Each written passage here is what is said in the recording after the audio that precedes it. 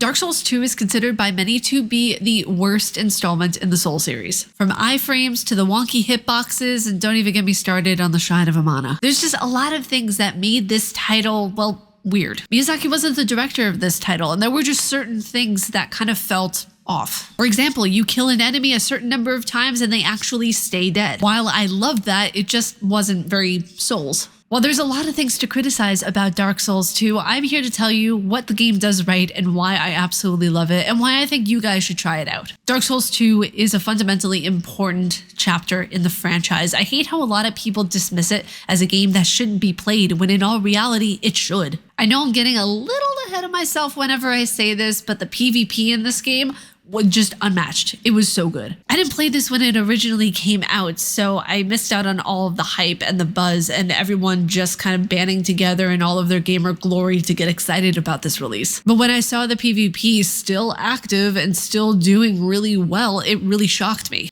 I mean, this is what makes Souls games, right? It's the community. So in all fairness, I really shouldn't be surprised that it's still active. And I'll be completely honest, I didn't give this game a fair shake when I first tried it right after I played Dark Souls 1 Remastered. I was asking you guys on Twitter, hey, what should I play next? Should I play Dark Souls 3? Should I play Dark Souls 2? What do you guys want to see? Everyone was telling me, do not play it or there will be a curse bestowed upon you. That's not what you guys said, but you guys very adamantly told me that you did not want me to play Dark Souls 2 right after 1. What's wrong with you guys? Why would you tell me that? Is it because after you kill enemies a certain number of times? Is it because of the Shrines of Aman? Never mind. Okay.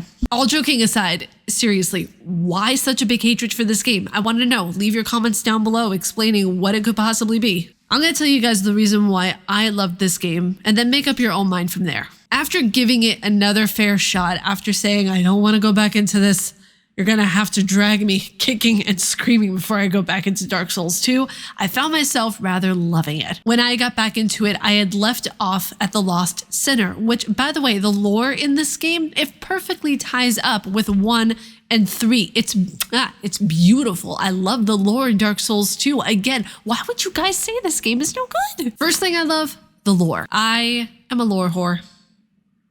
That kind of rhymed, didn't it, actually? I love lore so much. As you guys know, I talk about it almost all the time. There's so much to love lore-wise about Dark Souls 2 because it really does continue, actually, a lot of the lore that we see from the first game, and then it goes right into the third game beautifully. Again, I ask, why did you guys tell me not to play this game early on? For a lot of people, Dark Souls 2 was their entry point into the Souls game, so I don't get it. You have all of these different beautifully rich characters that are so important, and just the significance of how their lore plays out in the first Souls game is really wonderful. You have different endings of these characters that need a bit of tidying up, a little bit of, oh, okay, let me explain this, let me explain that. Dark Souls 2 goes into these characters wonderfully. It explains their lore in a vague but connective manner, if you know what I mean. And then it just goes into Dark Souls 3 wonderfully. I absolutely love the fact that everything is connected. There is no stone that is unturned. The next thing I really love is the repetitive bosses. Okay, this is something that I know a lot of people dislike, but I loved seeing a recreation of my little Ornstein. Moen Ornstein for me was a very powerful boss because that was the boss that showed me, hey, I can actually accomplish these games. I can do it. I can fight them. I can get good. When I saw a character to the likeness of Ornstein, I almost lost it, like in a healthy way, of course. Ornstein is one of those interesting characters that as soon as you see the boss, if you know the character, you know the name right away. Like his just aesthetic and his style is just that iconic. You immediately know who it is. While yes, there were bosses that did repeat themselves within this game, I've found that in a way kind of charming.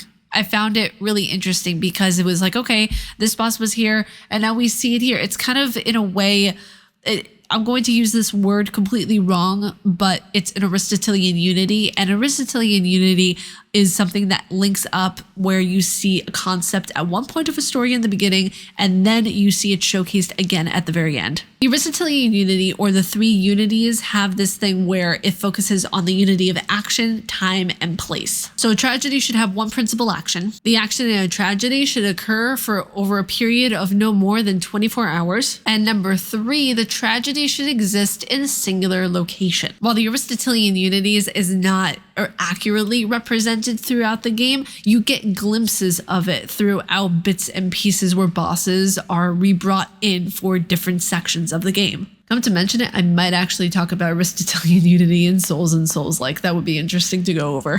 Also, just as a side note, this has nothing to do with me, either liking or disliking the game, but did you guys notice that you can basically run when you go up a ladder? You chug an Estus flask, it will literally take you more than a second and a half, but if you go up a ladder, it's like you chugged a Red Bull. Going to chug my Estus flask. Get ready. I'm gonna heal.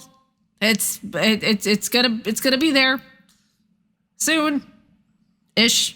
Oh, I have to go up a ladder. Okay. It was insane. I laughed my ass off when I saw that for the first time. Another reason why I absolutely love Dark Souls 2 is the music. The score in this game is just immaculate. It is unbeatable. You're getting ready to fight Velstadt or the old Dragon Slayer. You hear this epic soundtrack, this score, this beautiful score just chime in. You just hear this beautiful orchestra over the boss battles, and it's something really awesome of where a beautiful score means the world. It kind of makes or break how the aesthetic and how the entire vibe goes in whenever you're fighting a boss to begin with. Another reason why Dark Souls 2 is one of the best in the series, Majula. You're waiting for me to expand on that? I don't need to expand on that. Majula. The next thing I really enjoyed about Dark Souls 2 is the power stance. This was a mechanic that the developers did not mess up on at all whatsoever, and I loved it. So when you activate power stance, you can do incredible amounts of OP damage, but you need to be able to have dual wielding weapons, and you need to have them at a similar class. You can do then just crazy dual wielding movements and everything. It just eliminates bosses. Another thing that I really love about Dark Souls 2 is that it gets the difficulty right on the nose. Like it's right there. It's kind of hovering between easy and difficult. It's in that sweet spot, you know? It's one of those games that kind of just gets the difficulty right. There are going to be bosses that, of course, in this game are going to be more difficult than others, but overall, it's perfect in its difficulty. Now, the last point I want to make is both kind of a love-hate relationship I have with this game. The enemy placement. Is it awful? Yes. But I feel like it's a trade-off for the fact that you don't have to fight an enemy after a certain amount of times killing it. I really feel like creatively, the team that worked on this game did a fantastic job because they really understood that you don't have to really keep to a playbook whenever you're going about a game. You can make creative decisions that still lie in the realm of what is a Souls game. Overall, there are things, yes, of course, I had issues with. I think one of the biggest issues I had with Dark Souls 2 was the ending of it. And, there are certain points of where I still think about that ending. It still haunts me.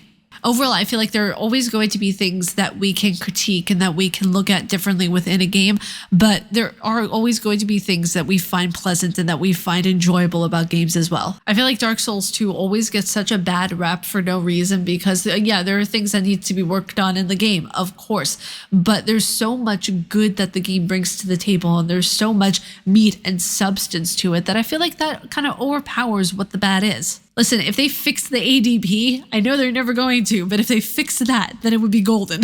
Listen, I'm willing to compromise, okay? Listen, FromSoft, you can keep your slow Estus flask. Just get rid of the fucking ADP. Just watch. FromSoftware is going to make another Souls-like, and the ADP is going to be optional. I don't know how it's going to be optional, but they're going to put it in there to troll us. I hope you guys enjoyed today's video on why I personally love Dark Souls 2. If you guys like my face and what I do, please be sure to subscribe and hit that bell down below. May you find your worth in the waking world, dear hunter. Stay casually nerdy, and I will see you all in the next video. Umbasa.